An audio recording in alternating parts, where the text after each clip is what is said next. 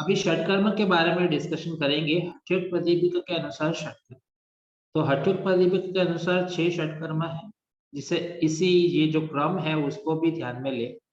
पहला है धोती, फिर है बस्ती, फिर है नेति, फिर है त्राटक, फिर है नौली और कपालभाति। 6 षटकर्म, ठीक है ना।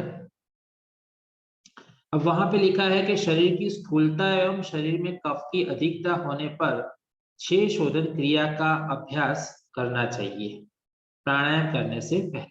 कौन सा प्राणायाम? कुंभक का अभ्यास करने से पहले। उसका मतलब ये नहीं कि नाड़ी शोधन नहीं करना, नाड़ी शोधन तो करना ही है, पर उसके बाद जब कुंभक करते हो उसके बदले पहले षटकर्म करना चाहिए। ओके, तो षटकर्म 6 है, तो एक एक करके सबको देख लेते हैं। एक बात यहाँ पे ये भी ध्यान में रखनी पड़ेगी कि हठयोग प्रदीपिका में जो षटकर्म है वो 6 मतलब 6 ही है, उसकी कोई प्रकारांत नहीं है। परंतु गिरण संहिता में जब आएगा तो प्रकार के भी प्रकार होते हैं, है ना, उस प्रकार से है। तो अभी ये 6 षटकर्मों को पहले देख लेते हैं हठयोग प्रदीपिका के अनुसार। तो धोती, धोती मतलब के यहाँ पे वस्त्र धोती। तो 4 अंगुल चौड़े 15 हाथ लंबे कपड़े को जल में भिगोकर गुरु के निर्देशानुसार धीरे धीरे निकलना चाहिए तथा पुनः इसे धीरे धीरे बाहर निकालना चाहिए। ये हम वीडियो प्रेजेंटेशन में बहुत डिटेल में हम समझेंगे, अभी सिर्फ टेक्स्ट को समझ लें। तो यह अभ्यास धोती क्रिया कहलाती है। इस धोती क्रिया से खांसी, दमा, तिल्ली, कुष्ठ तथा अन्य 20 प्रकार के कफ संबंधी रोग नष्ट हो जाते हैं। तो 4 अंगुल चौड़ा मतलब कि ये 1 2 3 4, ये 4 हुआ, तो 4 अंगुल चौड़ा और 15 हाथ लंबा। कितना? 15 हाथ। ये है कंधे से लेके उंगलियों तक का एक हाथ, ऐसे 15 हाथ लंबा कपड़ा, है ना। जो साड़ी का जो फॉल होता है ना आपका, बस उस साइज का, ऐसा समझ। तो ऐसा कपड़े को जल में भिगोकर किसी निर्देशक के अनुसार जो जो उसने पहले सॉरी इसने पहले किया भी हो और करवाया भी हो, ऐसे व्यक्ति के निर्देशानुसार धीरे धीरे निकलने का प्रयास करना चाहिए, है ना। खाना चाहिए, उसे निगलना चाहिए। लगेगा ऐसा कि आप खा रहे हो पर खाना नहीं है, आपको निगलना है। देखो, खाना इसलिए नहीं खाओगे तो फिर वो फट भी सकता है अंदर, तो वो फटना नहीं चाहिए, तो फिर बहुत बड़ी समस्या होगी कि उसे बाहर भी निकालना है, तो निगलना है, मतलब पुनः धीरे धीरे बाहर निकल। फिर इतना आधा हाथ जितना बच जाए फिर उसे ऐसे बाहर रख देना है, और फिर 2 मिनट के बाद धीरे धीरे करके बाहर निकल। बाहर निकालते वक्त भी धीरे धीरे निकलना है ना। वॉमिट भी आ सकती है, कुछ भी हो सकती है, पर धीरे धीरे निकालना है। यह अभ्यास धोती क्रिया कहलाती है। यह धोती क्रिया से खांसी, दमा, तिल्ली, कुष्ठ अन्य 20 प्रकार के कफ संबंधी रोग नष्ट होते हैं।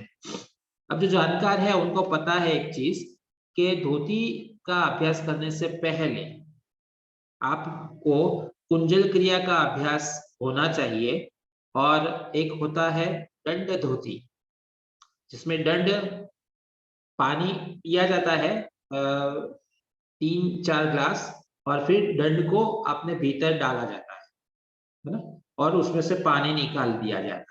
तो उसका अभ्यास भी आपको पहले होना चाहिए, धोती के अभ्यास से पहले।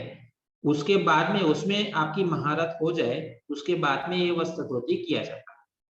यहाँ पे सिर्फ हठयोग प्रदीपिका में वस्त्र धोती का ही वर्णन है, पर वो प्रैक्टिकल एस्पेक्ट है। जैसे कि नेति के बारे में भी आगे आएगा कि नेति का अभ्यास का यहाँ मतलब है सूत्र नेति। सूत्र नेति आप करो, उससे पहले आपको पॉट वाला जल नेति और सूत्र नेति जो कैथेटर वाला है वो आपको अच्छा अभ्यास उसका होना चाहिए। बाद में सूत्र वाला नेति करते हैं, है ना। ये बात जरा ध्यान में।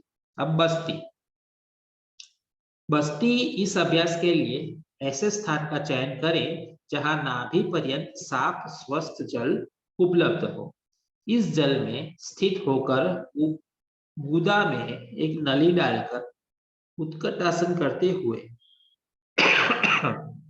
गुदा को संकुचित करते हुए गुदा की सफाई की क्रिया बस्ती क्रिया कहलाती है। इस बस्ती क्रिया के अभ्यास से पेट में वायु को गोला बनना, तेली, जलोदर, वात, पित्त, कफ जन्य अन्य दोष नष्ट हो जाते हैं। बस्ती क्रिया में क्या करना होता है कि एक जलाशय में या तो फिर नदी में, तालाब में, सरोवर में या तो फिर बाथ टब में, है ना, नाभि पर्यंत पानी में उत्कट आसन में बैठना होता है ना, और फिर अपने गुदा मार्ग से पानी को अंदर खींचना होता है, फिर कुंभक करके उसे रोकना होता है और फिर बाहर निकाल के उस पानी को बाहर निकाल देना होता है। ऐसे 3 बार ये क्रिया करनी है। वापस जाना है, पानी को खींचना है, रोकना है, बाहर निकल के निकाल देना है, ऐसे 3 बार। अब वर्तमान समय में इससे कनेक्टेड आसान क्रिया करवाई जाती है जिसे एनिमा क्रिया है ना। परंतु शास्त्रोक्त वे में मतलब कि ग्रंथों के हिसाब से देखें तो बस्ती ऐसे की जाती है। उसे भी एनीमिया भी कहते हैं, बस्ती भी कहते हैं, पर वो प्राकृतिक चिकित्सा के अनुसार, तो ये बात जरा ध्यान में ले। ओरिजिनल बस्ती ऐसे की जाती थी। तो ये क्यों क्रिया करनी है? ये जो आपका मल द्वार जो है, मलाशय, उसको शुद्ध करने के लिए किए जाती है। तो पेट में वायु का गोला बनना, जलोदर होना, वात, पित्त, कफ अन्य जन्य जो दोष होते हैं वो नष्ट हो जाते हैं। तीसरी है नेति की क्रिया। नेति क्रिया के लिए सूत्र से तैयार की गई हुई चिकनी तथा लंबी रस्सी को नासिका में डालकर बाहर निकाला जाता है। सूतर के धागे से बनी हुई, बहुत सारे धागों से बनी हुई एक नेति तैयार की जाती है और उसके आगे के भाग में इतना जो मोम जो होता है ना, वो उसके आसपास लिपटा रहता है, मतलब कि लगाया जाता है, जिससे एक सीधी डोर बने, क्योंकि नहीं तो वो अंदर नहीं जा पाएगी, बराबर। तो वो ऐसी मोम से बनी हुई लिपटी हुई बनाना है डोरी, और फिर जिस नासिका से आप श्वास अभी ले रहे हो उसमें से सबसे पहले डालना होता है, ऐसे कैंची बना के गले में से उसको बाहर निकाला जाता है। तो बहुत सारा कफ, ये जो पीछे जो गुच्छा जो तैयार होता है नेति का, उसके उसके साथ लिपट के कफ, बहुत सारा कफ निकल के आता है ना। फिर उसे वापस हाइजीन कर लेना होता है, मतलब कि साफ करके, वापस साफ करके दूसरी नासिका से ये प्रयोग किया जाए और वापस से मुंह से निकाल दिया जाए। तो जैसे मैंने आपको कहा कि यह अभ्यास शास्त्रोक्त है, मतलब के ट्रेडिशनल टेक्स्ट के अनुसार है, पर प्रैक्टिकली जब आप करो तो पहले आपको पोटी जल नेति पॉट वाला जो है वो, और कैथेटर वाला है रबर नेति, वो अच्छी सी प्रैक्टिस होनी चाहिए। उसके बाद में ये अभ्यास करते हो तो आपको अच्छा रहेगा। ये बात जरा ध्यान में ले। अब इससे होगा क्या? गले से ऊपर के जो भाग हैं, आंख, कान, नाक और मस्तिष्क, ये जो भाग है वो शुद्ध हो जाएगा। उससे एक्सेस जो विकृत कफ जमा होगा वहां पे वो निकल जाएगा और आपकी कांति बढ़ेगी, है ना। तो ये बहुत ही अच्छा अभ्यास है, इससे दिव्य दृष्टि भी मिलती है, ऐसा उन्होंने कहा है। उसके बाद में त्राटक। त्राटक ऐसा अभ्यास है,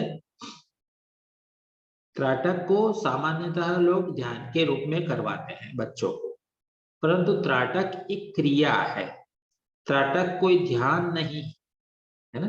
तो त्राटक मतलब क्या है कि टकटकी लगा के कोई एक विषय वस्तु के ऊपर देखते रहना।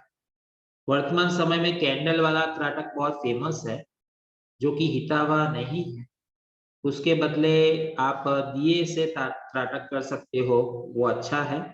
पर उससे भी अच्छा है बिंदु वाला करो, तो बिंदु वाला कर सकते हो, दिए वाला कर सकते हो, आईने में अपने आप को देख के कर सकते हो, सूर्योदय के, सूर्य को देख के, चंद्र को देख के रात को, तारे को देख के या कोई भी चीज को टकटकी लगा के देखते रहने से जब तक कि आंखों में से आंसू न निकल जाए तब तक देखते ही रहना है। और फिर आंखों में से आंसू आने लगे तो आंखों को बंद करके उसे अपने आज्ञा चक्र में देखना होता है। तो ये लगातार 3 बार किया जाता है इसी प्रकार से अभ्यास कि देखना, टकटकी लगा के मतलब के पलकें झुकनी नहीं चाहिए आपकी, देखते रहना, आंखों में से आंसू निकले आंखें बंद कर देना, यहाँ पे देखना और फिर मन भर जाए तब तक देखते रहना, फिर आंखों को खोलना। इस प्रकार से नहीं। ये अभ्यास करने से नेत्र रोग दूर होते हैं, तंद्रा और आलस्य नहीं आते, आज्ञा चक्र मजबूत होता है। तो ये अभ्यास भी अच्छा है। उसके बाद में है नौली का अभ्यास। यहाँ पर भी ये बात ध्यान में रखे, यहाँ पे नौली का अभ्यास जो है वो भ्रमर नौली का अभ्यास है। पर भ्रमर नौली का जो अभ्यास है वो करने से पहले आपको वाम नौली, दक्षिण नौली और मध्य नौली, ये तीनों नौली के ऊपर महारत प्राप्त हो जाए, उसके बाद में चौथी वाली भ्रमर नौली जो यहाँ पे उन्होंने बताया है वो करना चाहिए। तो कहने का तात्पर्य है कि यदि आपको पूछा अचेत प्रदीप कौन सी नौली कैसे करते हैं तो आपको भ्रमर नौली के बारे में ही बताना है, परंतु ये आपको पता होना चाहिए कि इसकी प्रिपरेटरी प्रैक्टिस क्या होती है। आपको याद होगा बाबा रामदेव जी ये अभ्यास बहुत करते थे पहले, अभी नहीं करते, पहले बहुत करते थे। उडियन बंद लगा के नौली लगाते थे वो, है ना। तो इस अभ्यास के लिए खड़े होकर कंधे को थोड़ा आगे झुकाकर उधर को दाहिने से बाएं और बाएं से दाहिने इसे घुमाना होता है। इस क्रिया का अभ्यास से जठराग्नि प्रदीप्त हो जाती है और पाचन क्रिया तीव्र हो जाती है। उसके बाद में कपालभाति, बहुत फेमस प्रैक्टिस है ये। लोहार की धोकनी के समान तेजी से श्वास को बाहर निकालना और अंदर भरने की क्रिया कपालभाति कहलाती है। मतलब एक्सहेलेशन एक्सहेलेशन एक्सहेलेशन। आपको लगेगा सिर्फ एक्सहेलेशन हो रहा है, पर सिर्फ एक्सहेलेशन नहीं हो रहा है, एक्टिव एक्सहेलेशन हो रहा है, पैसिव इनहेलेशन हो रहा है।